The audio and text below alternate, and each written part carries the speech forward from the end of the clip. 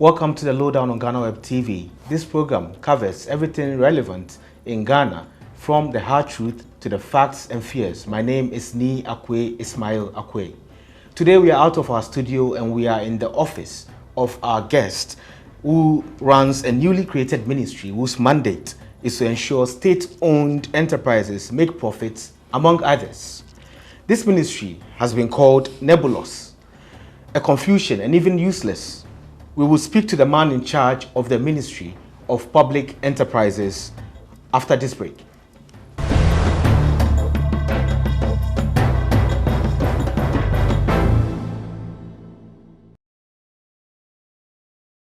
Welcome back. You're watching the Lowdown. My name is Nii Akwei Ismail Akwei. Our guest is the Member of Parliament for Efia constituency in the Western region and the Minister of Public Enterprises, Mr. Joseph Cudjoe. Welcome to the Lowdown, sir. Yeah, thank you. It's quite an interesting office. It looks new, but it's in a very old building. How does it feel being here? Yeah, it feels good. Feels good? The environment is very serene. Yeah. And you don't have a computer in front of you. It's something technology today, unless you don't believe that technology has changed into the palm, and that I do stuff on your phone. Here, yes. And where you need a computer, I work from the house on that. That's quite interesting.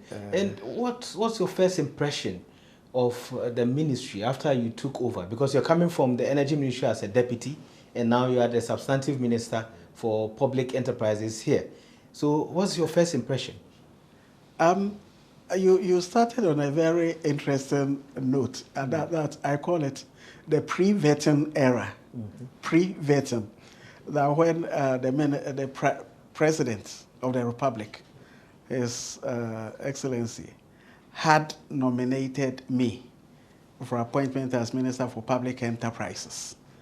And, you know, the initial response from the opposition, I remember that loud voice that described the appointment as nebulous, useless, needless or useless. And confusion. I remember all those.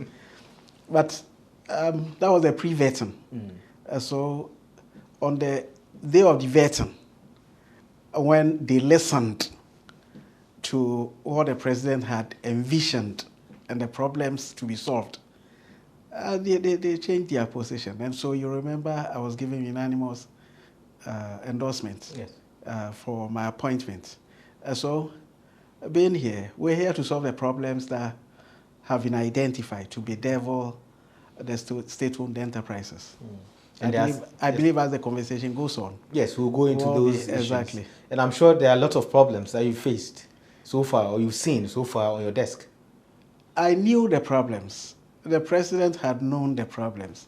Ghanaians are aware of the problems. But this is the first time it's attained that presidential attention to create an institutional framework to solve their problems. Did you have any private conversation with the president before you're given this role? Because looking at your background, I know you have an accounting background or finance background, and now you've been asked to take over this huge ministry. Did you have any conversation? Did you assure the president of anything before? Nii Akwei, right? Yes. I didn't. That comes as a surprise to myself. That I've been in consulting, business consulting, investment consulting, management consulting. My last job before coming into politics was investment manager for Ghana Cocoa Board for 8.5 years. Then I was consulting for even Ghana Stock Exchange, my private business, and a lot of business advisory consultancy. I have known the problems, just like every Ghanaian has known the problems. And from the consulting viewpoint, the kind of solutions we had envisaged to deal with the problems were what the president incidentally communicated to me when I had been nominated to take up this position.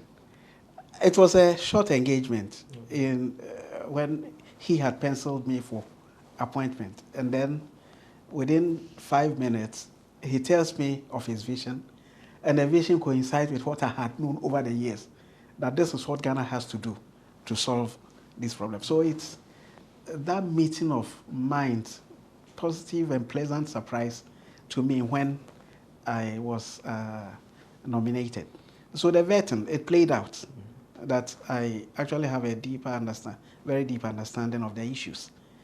So here I am. So does the task and the role come to you as a heavy one, or is just not a challenge for you at all? In fact, let me say, if it were not a challenge, if the task is light, I wouldn't be happy because I like challenges. I am not used to routines. Are you getting me? When a job becomes a routine, I start feeling bored about the job. But the enormity of this challenge is what excites me. Because in that case, it offers me the opportunity that if I'm able to contribute to solving this problem that bedevils the specified entities, then I have had a productive time in this position. So it is a challenging situation. It calls for people who like challenges. And I see the president himself also trying to deal with these challenges as coincidental for all of us to solve this problem for the country. So far, we've mentioned problem like 15 times or more, if I'm But not what are they? And the problems are there, but we'll talk about the problems soon. Very now, good. There's an issue of your ministry Yeah. being more of entering into the Ministry of Finance's role. Is there any clash that you are dealing with? And how are you, solving that situation? Or there isn't at all? Who is saying that? If somebody is saying that to you, tell the person that the person is yet to understand the issues at stake. It is not my ministry eating into Ministry of Finance's role. You know, we have had these specified entities over the years. Today, I can put a figure to them. We can count about 175 of them, but in categories of 52 state-owned enterprises, SOEs. 52 of them. These are enterprises where government have shares, 100% ownership of them. And they are set up for commercial reasons, operate profitably, pay dividend to government, let government get money to provide public goods and services. So they are in one category. And then we have 46 joint venture companies.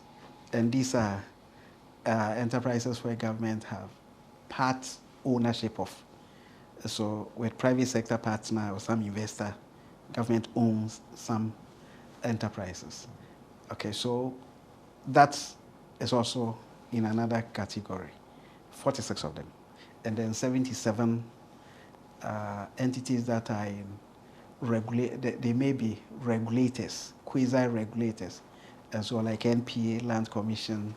Government then set up these entities for profit making, but they are to provide services to facilitate private sector performance itself, or to deliver services to Ghanaians and Ghanaian enterprise and individuals. So these three categories make up 177 enterprises, and they have been there when Ministry of Public Enterprises wasn't there, and they have been oversighted by existing institutions, either by way of ministries, Ministry of Finance. If it's ECG, it's being oversighted by Ministry of Energy, by way of policy, guidelines and directions and so on. They have had their management, they have had their governance systems in place until this ministry was established.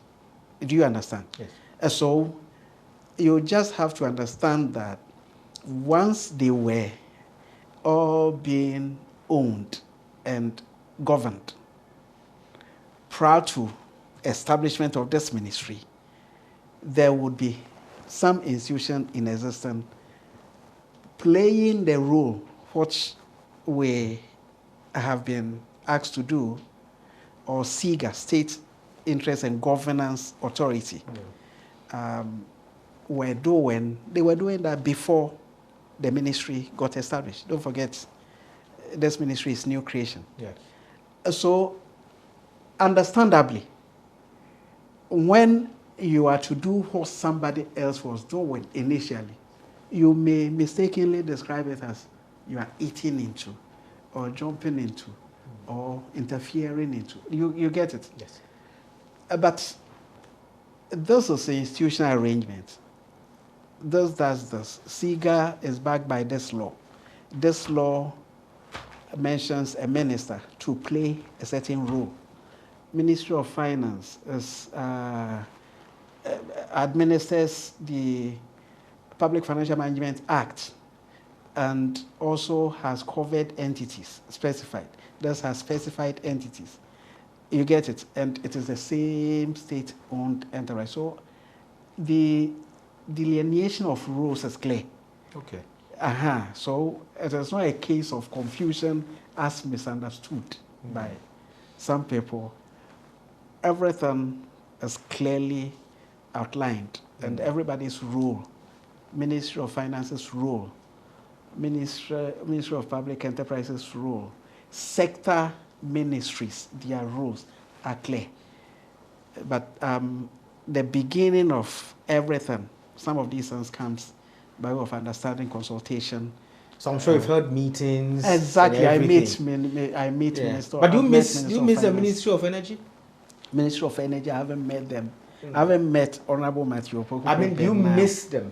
Do I miss? Yes. Oh, sorry. You miss them? It's another work.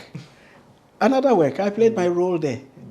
So, to the extent that every work I've done in the past, from lecturing to consulting to any work I've done in the past, I miss it. You get me? Yeah. That is me, because when I go into work deep. So for how many years do you work as Deputy Energy Minister? For 4 years. For 4 years. Yes. So were you there when the PPA agreement with the GPGC was abrogated? Were you there? I was there, yes. You were there. So you were part of those who... no, I wasn't. It was a cabinet decision the minister, the minister then implemented. But the implementation, I wasn't part of the team that implemented. So but you take responsibility for that? A responsibility in what sense? As in you were there, but you're not in cabinet, but... No, I rather take responsibility as a Ghanaian. Okay. And I would take a responsibility as a Ghanaian. I would take responsibility as a member of parliament. I would take responsibility as a member of executive. I would take responsibility as a concerned Ghanaian citizen.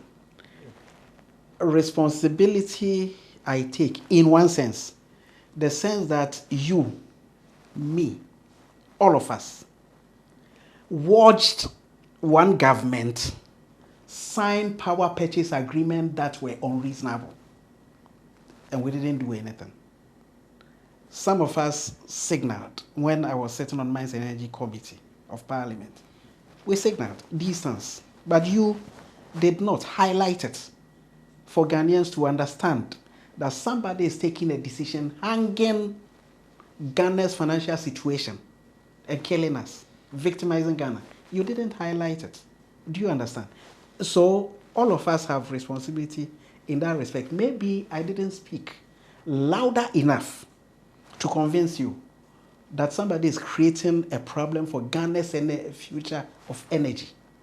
Today, you and I have that responsibility because solar technology is available cheap, but we have dipped our hands into commitment in energy power purchase agreement, which is disallowing us from deploying cheaper solar for you and I to enjoy. So do you understand? Do you understand? So you also should take responsibility. So when the opportunity came for salvaging or at least getting some of the funds, and I mean those who were in charge, those who could do that, couldn't do that to the best of their abilities. Isn't that also the best something that needs to be looked into? Listen to this. Listen to this. When you are driving a car, you drive. Yes, I drive. You drive. Okay. When you are driving a car and your tire bursts and you get involved in an accident and they say take responsibility, would you be happy to take responsibility? The tire burst. I said the tire, not that you recklessly drove. Anytime a litigation, legal issue comes up, and there is indebtedness crawling out of it, you can have the best of intentions and something will slip, and then what happens? It's lands in court, and then you are pronounced maybe guilty and some cost is awarded when you had good intentions. You understand? The GPGC, if you want us to go deep into it, I would say a government that has saved this country colossal monies, which we would have, which we were paying. Don't forget, Minister of Finance was in Parliament and said 2017 to date, we've paid unnecessary $930 million to electricity we did not use. If you are crying about GPGC, that is what to cry louder about. We have paid $930, almost $1 billion, free, but you are not crying. A step that was being taken to curtail that unnecessary payment. Some successful, few slip, one slip, and then you are crying. Then your decision frame, I don't understand how you make decision. Do you understand? Because the payment is ongoing, free, and then somebody takes steps to stop. Some successful because it's a lot. And one slips, and you are crying over that one. You are not praising the person for. So you think the slip should I'm be saying accounted for? Listen to this. That is why I'm saying, if you are accounting for the situation, account for it that a colossal sum has been saved. A debt has come. So what's the percentage? So as you talk about the slip, talk about the achievement. Do you understand? Talk about it. Talk about it. Don't leave it. Because I know that if your kid in the house writes examination and he gets 97%, you won't be highlighting the 3% he failed. I think a lot of parents will do that. Highlighting the 3%. 100. Then that is a bad parenting. But I think that's a society we are in where everybody would urge everyone on. I'm drawing attention to the bigger picture. Definitely there were some wins. But we have to also look at the losses. Necessary. Yes. I'm not saying it is not necessary. It's necessary, but I'm saying that we should take the losses in context. That it wasn't a partying. We weren't on a frivolous freak. And that came. You were implementing a solution. And that came out of it. We were implementing a solution. I hope you get me. We'll talk more about that later. We'll you don't want to. And then we'll come back to Public Enterprises Ministry. So this is a lowdown. My name is Nii Akwei Ismail Akwei. We'll be back after this break.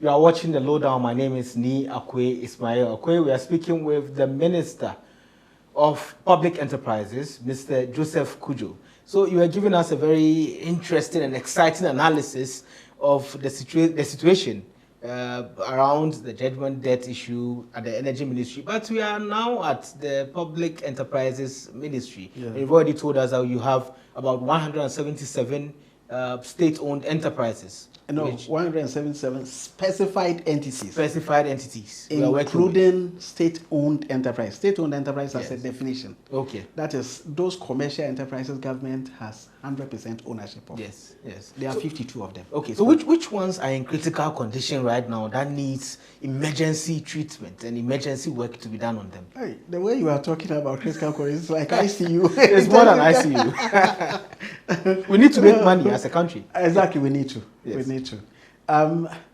If we say which ones are in critical conditions, I must say, to the extent that some have problems requiring capital injection, which, if done immediately, will help. Others have also been needing support for a long time.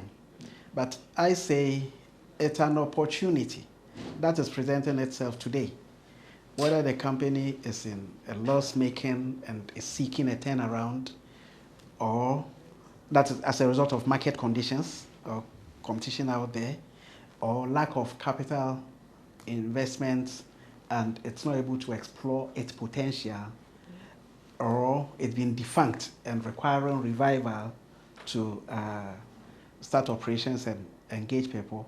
One thing remains clear to this government, that it is looking at the productive asset base of the country in a complete picture.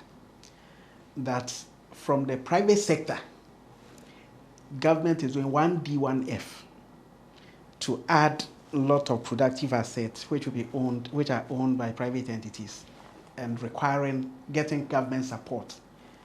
Objective is to make Ghana a production economy so that we can manufacture, produce, and export. Okay, that is one side of the story.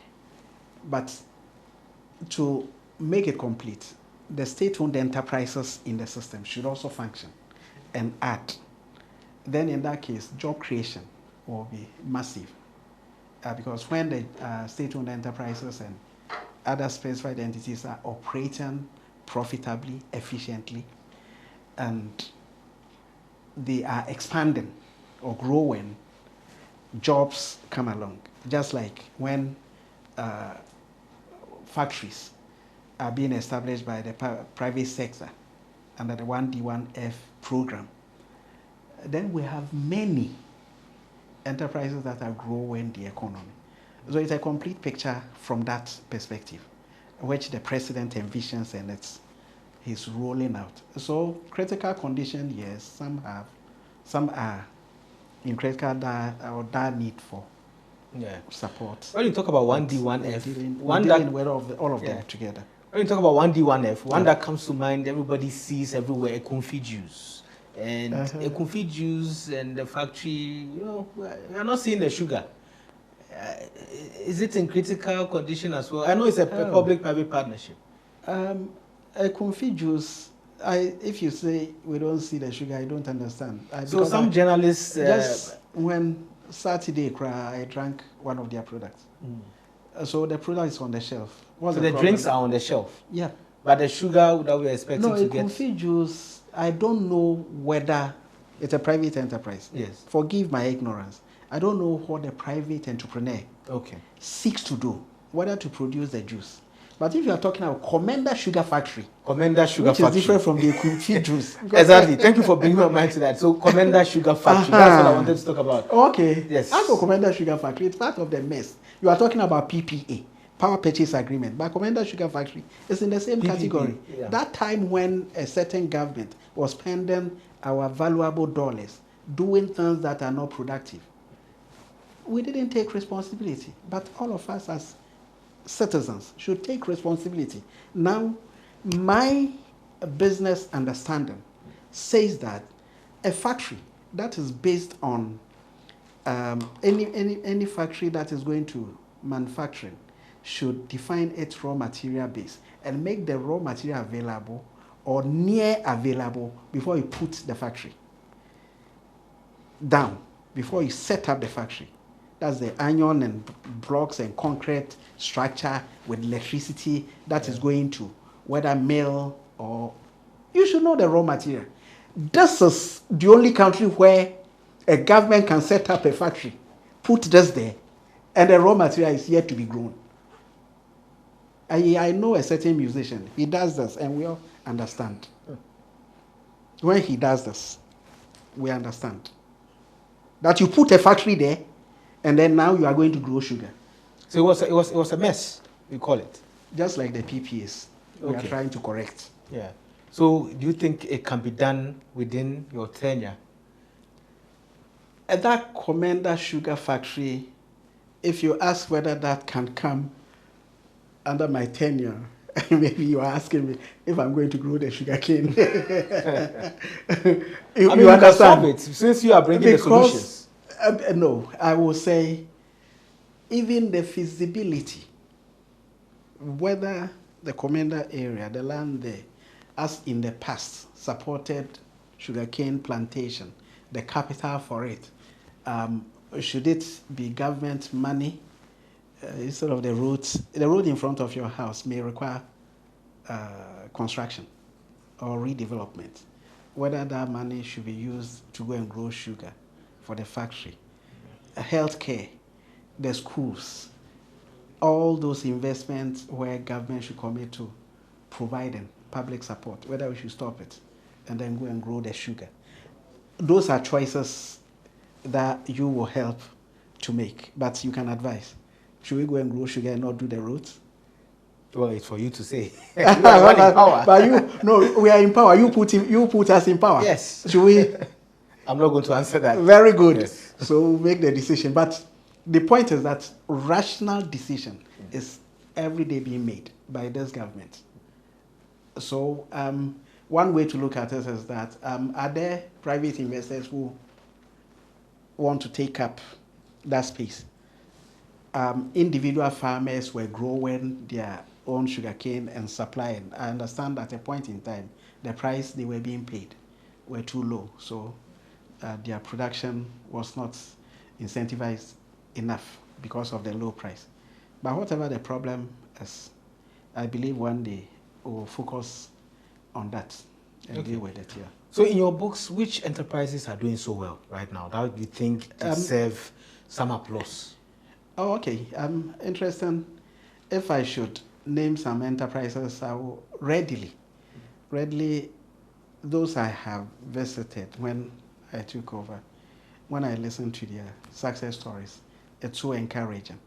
I visited NAFCO, National Food Buffer Stock Company Limited, and surprisingly, a loss-making company until 2017 when this government came in power. From 2017, they embarked on a turnaround, and it's a success story that today they're able to report profits. Very, very wonderful when I listen to. You have an idea of the profit or not? The profit level, however modest, $4 million Ghana cedis profit was, I think, very decent for a company that is to operate to make break even, so to speak, because the whole thing is to off-take the produce at the farm gate and make sure it is delivered to the market and to the end user at competitive prices. So that profit motive, like the private sector commodities trader, is not what drives them. But to be able to even break even would have been a successful story. But to make profit is even a very more exciting story. And Bost too, very interesting. I know, you know, that I know, that you know, that Bost, when you mention Bost, it is a mess of a company. Today, you listen to the financial story of Bost. They have turned around. loss-making entity, and they are looking upwards to even expand their facilities. It's no longer the loss-making entity. Again, Ghana Gas have visited also, and they've also done very wonderfully well by way of the fact that today the whole facility is 100% Ghanaian managed, no Chinese support. That's no Ghana Gas? Ghana Gas, 100%. And looking forward to even developing a second gas processing plant. You understand, and they have become a pillar of Ghana's gas industry and the anchor to development of the gas industry of the country. So these entities, Ghana Water, I visited them. They have a lot of challenges because a lot of their facilities, some of the pipelines are as old as 50 years. Can you believe it? They need investment. So we compiling, in fact, what we're doing is that there's a whole comprehensive study ongoing, and we are tabling each challenge and then suggest the solution, and then we take up the implementation in a whole program. I know some of these solutions have to do with money, and loans have become something that a lot of Ghanaians keep questioning. Why do we keep going for loans and we are still spending in other ventures when we know we need the money? Do you think these companies could fetch us some money that we could look inward eventually? Interestingly, when you talk about loans, unfortunately, some of us that are coming from investment and finance background, I see loans as very interesting phenomena. My understanding of loans is that is financing for if you have more than what you need. If you have more than what you need, then you are investor. But if you need more than what you have, then you go in as a borrower. Because in this system, in the world market of finance, there are two players: those who have more than what they need and those who need more than what they have. Ghana, if you think we have more than what we need, then cancel loan. Do you understand? If that is what you think. But we don't. So one solution to help our situation is loan. If I have sat and condemned loan for a certain purpose. For example, you take loan and you say, I have borrowed for a confirm, and then we can't find a confirm. You have brought debt on us, and there is no a confirm to pay the debt. That is to grow and pay the debt. Loan in itself is not a bad thing. It is what you take the loan for that makes it problematic or not. Because if I have an opportunity to take a loan, listen to this one. If I have an opportunity you give me opportunity today to take a loan and buy a house, $100,000, and 1 year later sell the house for $300,000 and pay interest, $30,000. It means from today and 1 year, I have a debt of $130,000. So if I sell the house for $300,000, tell me it is not good to take a loan. Can you convince me? But people are taking loans and generating wealth. Very often when you talk about Dangote, the kind of things you're taking, do you know how much he owes? We talk about it as if he's taking his pocket money to do it. Do you understand? But it is because the money is being used for production, expansion, growth, profitability. You are clapping. But it is loans. So it depends on what we take loans for. Do you understand? It depends on what we take it for. So our conversation in the podcast space and the comments we make should let our eyes follow whether the loans are being used productively. or they are being accumulated and withered off. But this government, I know every loan that is being taken, it is to save a situation or create an expansion in some venture or some infrastructure of the country. And one other thing is that the cost is not bloated. That is also sometimes what kills the support for a government to take a loan. That if I'm to buy this $1,000 and I come and tell you, and you know it is on the market as $1,000, and I come and tell you I'm buying for $10,000, do you think when I'm taking a loan to buy, you'll be happy? So those are the reasons why it makes loan discussions become like loans in themselves are not good. But I'm telling you, wealth is created on the back of loan more than on the back of equity. That is own money. We'll go on this break, and then when we come back, you tell us if the $28 million car loan is productive or not. That's right. We'll be back. There's a lowdown.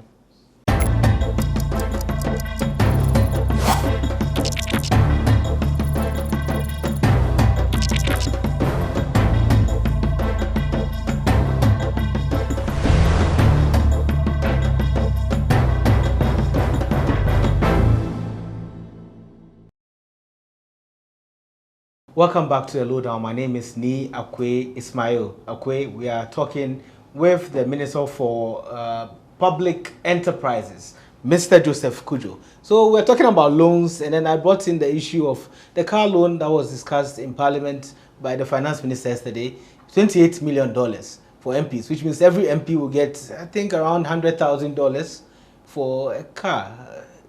Do you think that's productive? Oh, okay. $28 million for 275 MPs, members of Parliament. Wa East, there's Wa East, Yagaba Kubori, but Parliament is in Accra. Mm-hmm. So the guy needs a car that will drive. Okay. He has a car already. Oh, you know him? I don't know him. The car he's using. But I know every MP has a car. Unless are you saying unless MPs you mean MPs are you saying cars? MPs are born with cars? I mean, I don't know. I'm trying to speak for the layman out there. They say MPs, we see them with all the noise, beating traffic, and then they still want cars. I understand you. You are in Parliament, so you can best an MP. I had a car. Yes. But it doesn't mean MPs are born with cars. For us to say, I know some became members of Parliament. They were renting cars. Okay. Because the distance, if you are a young man like yourself, to be a member of Parliament, the qualification. Yes. Yeah. Fortunately, our constitution provides for opportunity for the youth to also participate in governance to the level of member of Parliament. So a young man, maybe a teacher, in a certain secondary school, you have the aspiration you want to contribute to community development. You have some VWB Golf 3B. That's in that community you can drive. And all of a sudden, because of the servitude that is seen in you, you are appointed as a member of Parliament. You are now in Accra from Yagaba Kubori. Are you going to speak, you sitting there, are you going to speak against a government that says this young man should be supported with this car so that his constituents who want to see him as often as is possible? You say he should use his VW Golf 3 from Accra, Parliament House, and drive weekly to Yagaba.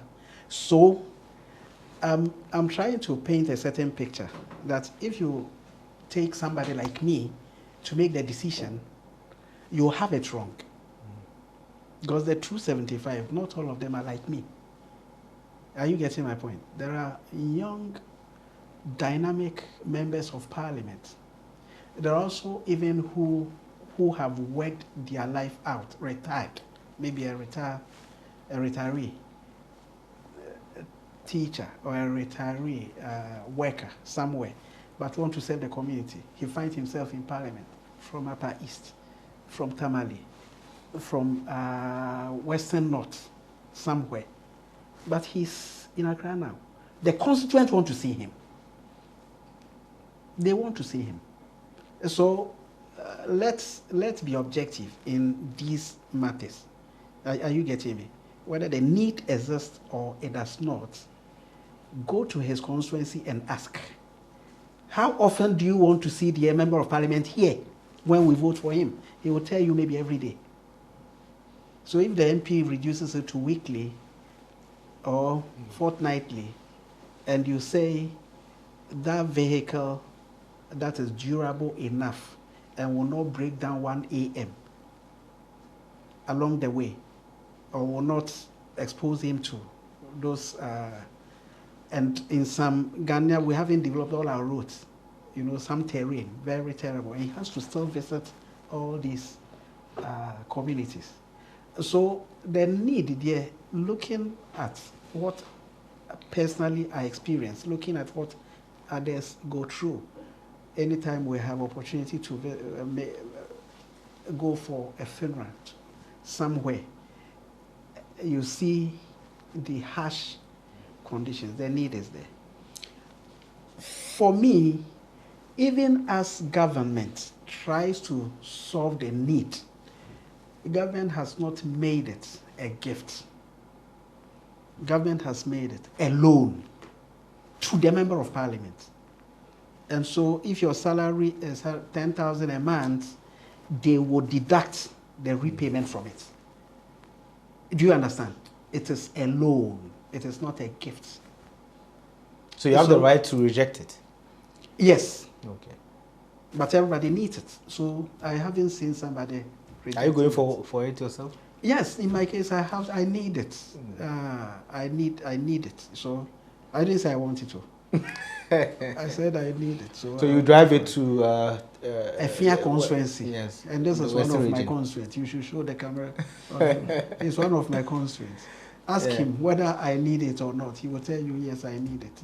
Are you getting me? Because I go there. Sometimes you set off from here 12 a.m. to beat Kaswa traffic, and then on the way. So how often do you go to your constituency? I was doing weekly until I took up this position. This position came along with other jobs, other work to make you even busier. Likely to have been honored as a member of EMT, the economic management team, and then there's still a member of parliament, still serving on parliamentary committees. Now, as you said, the problem you are dealing with in the ministry, so I'm unable to do the weekly trip again. But once I set things up properly here, then I have to restore to the weekly or maximum 2 weeks or fortnightly to visit the constituency, because the constituency has its own challenges as well. A lot of problems to deal with. A lot of young men requiring your support, requiring your advice and direction. And the more you interact with them, the more you are able to guide their future and develop them. So I was going to say that it would have been a disservice if you don't go to the community and you focus on this work.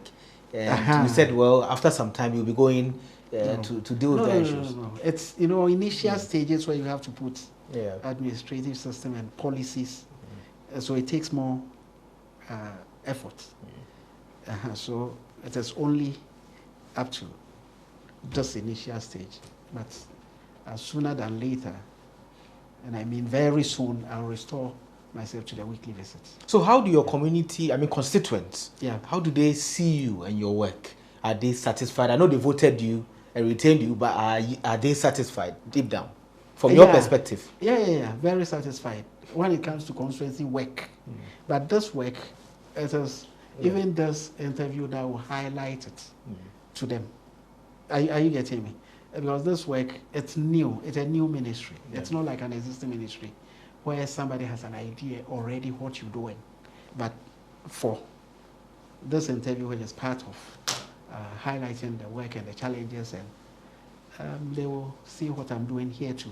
But as for the constituency, I would crave your indulgence, and you go in, and then you find out my works in there. You'll be amazed. Yeah. We'll do that. And what is your KPI in the ministry? I mean, after you took up the job, what should we use to measure your performance at the end of your mandate? At the end, for me, the simpler one, the simpler that is that can be viewed and judged by the public, as how we would envisage, how we will see the public enterprises.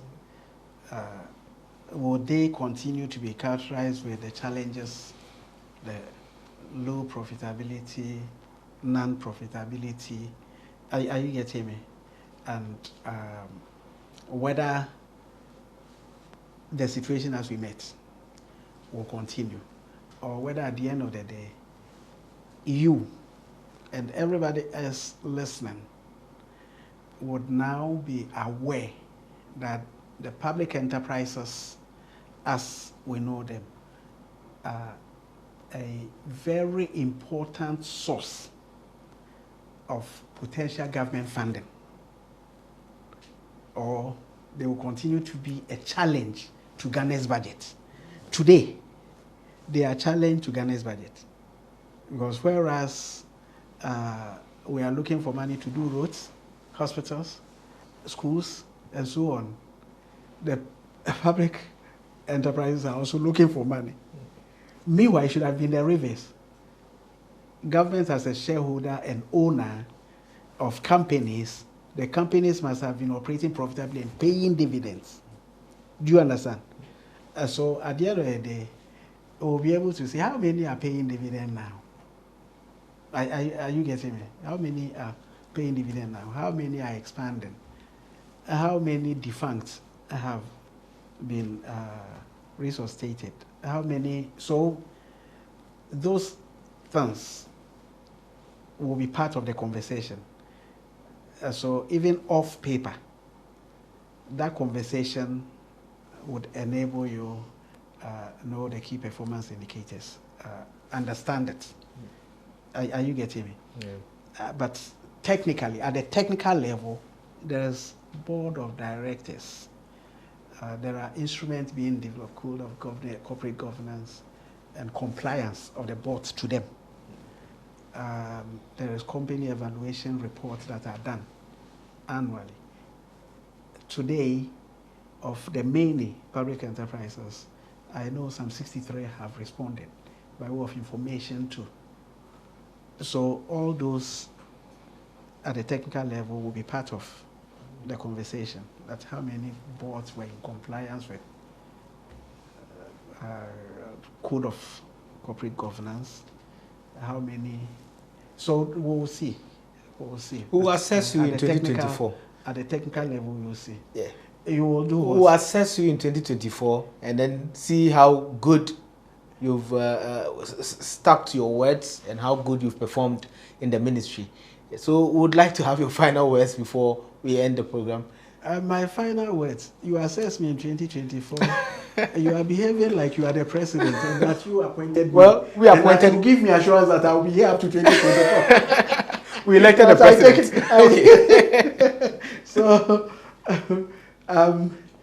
my final word is that I need your support. Like, if I say I need your support, I mean need your support to bring public attention to public enterprises. Because when we engage in a lot of conversation about them and highlight their performance, those that are doing well will be encouraged to do more. Those that are not doing well will be motivated to set up and do better. The benefit will be to all of us. And they won't be competing for funding from Ghana's budget, then government will have the financial leverage to attend to the public goods and services we need, the roads and the schools. And are you getting me? So let all engage in this conversation from time to time, and sometimes even zero into the individual entities, so that we'll be able to uplift all of them, because a lot of the CEOs are doing their best. Some need encouragement, some need motivation, and so on. Thank you very much, Mr. Joseph Cudjoe. We need more money, so we wish you luck, and we hope everything goes on successfully. We've been watching the Lowdown. My name is Nii Akwei Ismail Akwei. Watch us every Monday on all of Ghana Web's digital channels. Be safe.